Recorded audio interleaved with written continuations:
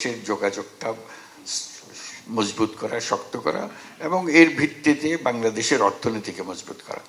যে আপনাদের কি কি দরকার, কি কি বিষয়, সেগুলো আমাদের প্রতিনিয়ত শুনতে হবে, একবার না, প্রতিনিয়তভাবে শুনতে হবে যে কি হচ্ছে।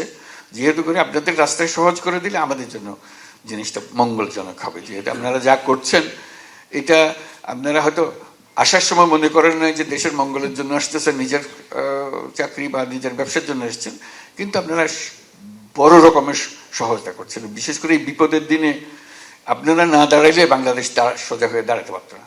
আপনারাই তারে শক্ত করে রাখছেন এই পর্যন্ত, যে মজবুত হয়েছে। এই যে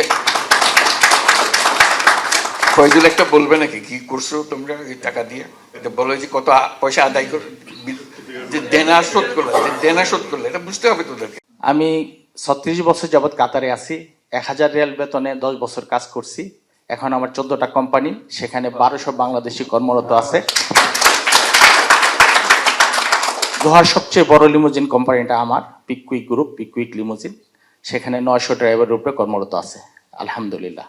আমি প্রবাসীদেরকে নিয়ে 2-4টা কথা বলবো। প্রবাসীদেরকে এয়ারপোর্টে আরেকটু সুযোগ সুবিধা করে দেওয়া, যেভাবে নাকি আমরা পরিবার নিয়ে যারা যাই তাদের জন্য আলাদা একটা লাইন যাতে থাকে, এবং হয়রানি বন্ধ করা।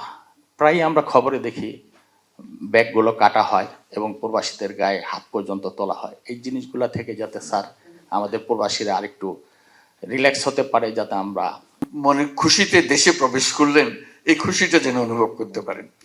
তো সেই জন্য আমরা বলছি যে তাদেরকে ভিআইপি গেস্ট হিসেবে তো ট্রিট করবা। এরা সবাই আমাদের ভিআইপি, তারা আসছেন, তাদের সমাদর করা, তাদের জায়গা দেওয়া, লাউঞ্জ।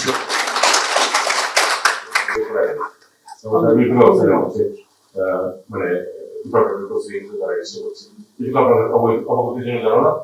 আর ইমিগ্রেশন কিন্তু আপনাদের আলাদা লাইন আছে, এবং আমি মোটামুটি কিন্তু আমি কয়েকদিন আগে তো আমি কিন্তু ভেটি ব্যবহার করতাম, আমি সাধারণ লাইন দিয়ে যেতাম, 500 বেশি লাগতো মানে ওই ইয়েটা পার করি।